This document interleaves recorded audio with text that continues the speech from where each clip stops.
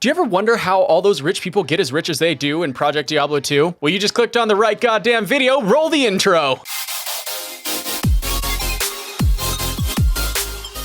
What's up, Sanctuary? It's Noodle here, and today I'm going to give you all the ins and outs and tips and tricks to all the ways we get so wealthy here in the Noodle Gang. I will keep each section short in traditional Noodle fashion so that you can get back to the action sooner rather than later. I'll start with something that's a little less obvious because not everybody remembers this yet. The token of Absolution allows you a full Akara respec, and in LOD you can make one by farming a total of 4 different essences from Hell bosses only. One from Duriel and Andy, one from Mephisto, one from Diablo, and one from Baal. Well, here in PD2 you can actually farm these from nightmare bosses at the same rate, which is quite the quality of life improvement. But in terms of money, I've seen these get traded for an Ist or a Gull or even up to a Vex. This is a solid place to start if you can't handle Hell farming just yet. Now, these next few zones will depend a lot on your class and your gear. Generally speaking, Cows is always a great place to farm due to its ease of access and consistent high volume of mobs. It's pretty easy to stock up on tradable goods like rune word bases, worldstone shards, jewels, perfect gems, charms, and even mid to high runes. Alternatively, you can farm any level 85 area that fits your build, and you can refer to this sheet here to tell you where you can go to avoid your specific elemental immunities. These level 85 zones can be a little tougher and more diverse than Cows, but with that comes the possibility of even better loot. Another place to speed farm is Travincal, or Travincal, or Trav runs, what the fuck ever. I actually never started doing Trav runs until last season, and about my 10th run in, I found a 100% perfect Wisp projector, and this was like day 2. This place is super common because you always have at least 4 or 5 unique mobs, and they're always next to each other here. It also happens to be arguably one of the best gold farms in the game, so you can stock up on those map reroll items or even trade those out as stacks of 50, which I believe we're selling for an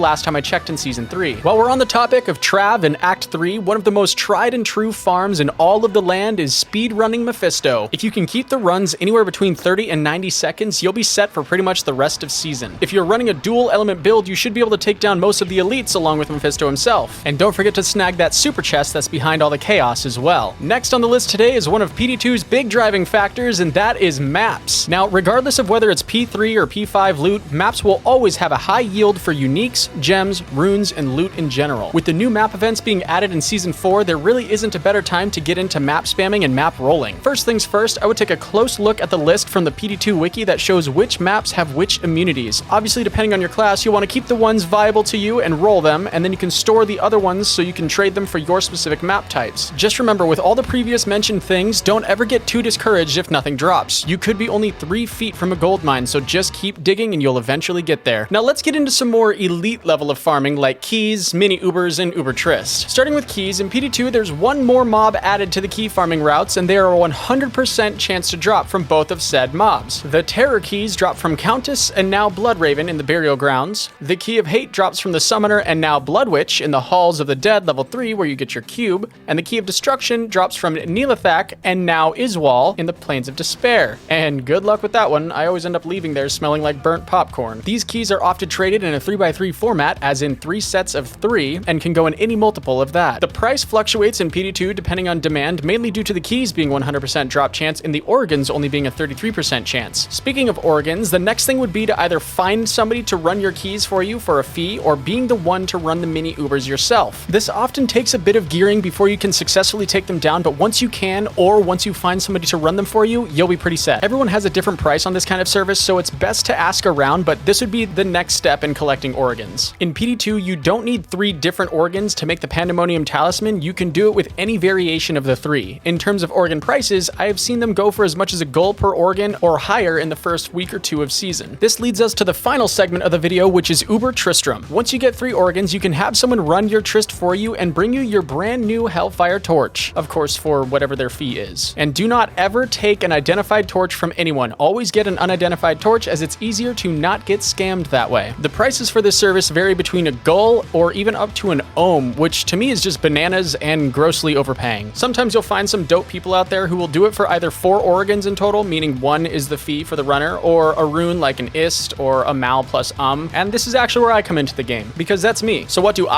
I'm a Trist runner on a poison necro most of the time, and I try to get up to being Ubers capable as soon as possible so that I can run Trist for everyone who needs it, and all I ever require is either an Ist equivalent or just an extra organ. I believe it's more beneficial to everybody in the community to run it as cheap as possible so that everyone out there can enjoy their Hellfire torches sooner rather than than later. I often start season as a Golemancer and farm my way through cows, trav runs, and chaos to buy poison skillers and full Trang set as soon as I can. From there, I try to get all my resistances over about 100 each in hell, and then it's go time. My build is more oriented around farming Trist, but it's capable of doing minis and key farming if the time calls for it. We have a lot of various farmers in our community too, who specifically farm keys all day and pass them to their friends who run Oregons all day, who pass them to someone like me who farms Trist all day, and everyone makes currency from it. So all that being said, consider my cards revealed. Do me a favor and subscribe if you haven't already, and like this video so more people can see it, because I know there's a huge portion of the community who can benefit from one part of this or another. I do stream most of my leveling, farming, and Trist operations live on Twitch about 3 times a week, so if you're looking for some live interaction and entertainment, make sure you follow from the link in the description down below. There will be a few other helpful links, like to the Noodle Gang Discord, where a lot of us have been hanging out lately, so don't be a stranger and come on in.